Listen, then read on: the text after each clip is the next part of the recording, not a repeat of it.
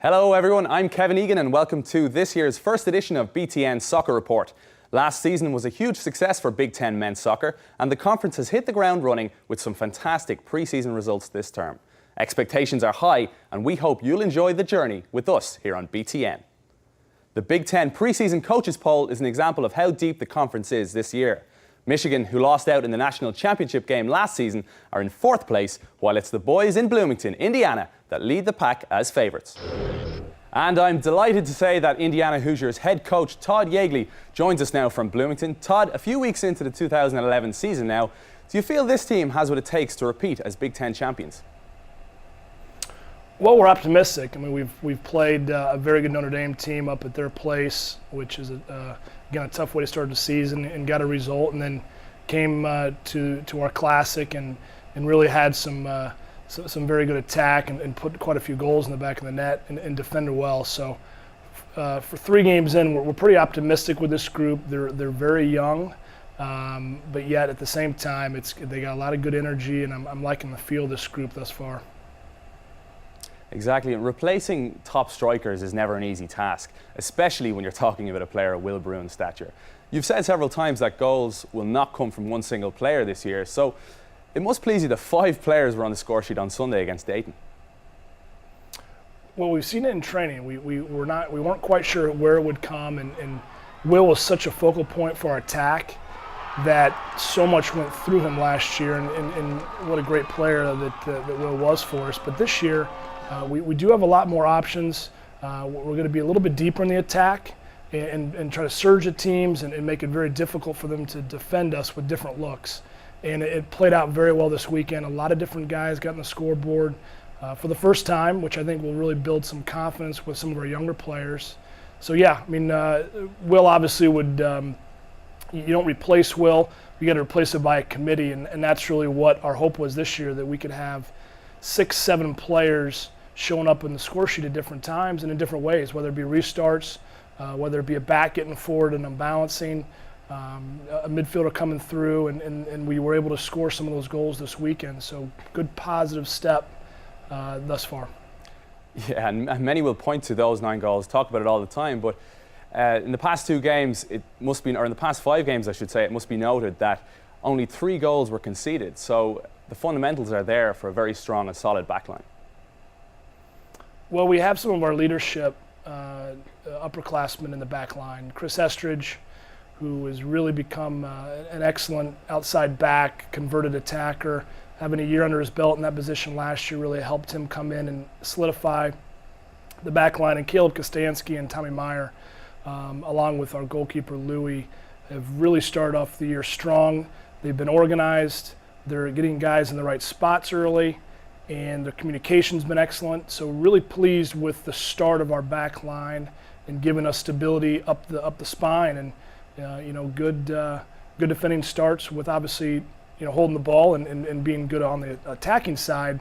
But I thought our overall team shape defensively was good, and that starts from the back and how we get them organized. So good start with Tommy and Caleb in particular. And are you relying a lot on those few seniors left in your squad to really bring the freshmen along? You've got a lot of freshmen in your squad this year. We do. When the announcing's made for the game, I keep looking, boy, it's a lot of freshmen, sophomore. But we have some key experience. Alec Purdy is a 5th-year senior who can be one of our best unbalancers on the team. I expect a great year from Alex. Already got a goal, even with a little bit of a hamstring this weekend. And then Tommy Meyer, another senior who again has come back and very solid. Caleb, like I mentioned, and Chris. Those are just a few of our upperclassmen, along with Louie, that understand what it takes, and they're bringing the young guys along. And yet we know we have a heck of a lot to work to do. A couple good results is positive to start the year, but this group, what I'm very pleased with is that they quickly mentioned the next game's the most important, and that's Friday now. So we'll put these behind us, get better from it, and get ready for Bucknell Friday night. Fantastic. Now, with every great team, there's great supporters. What's your message to Hoosier Army?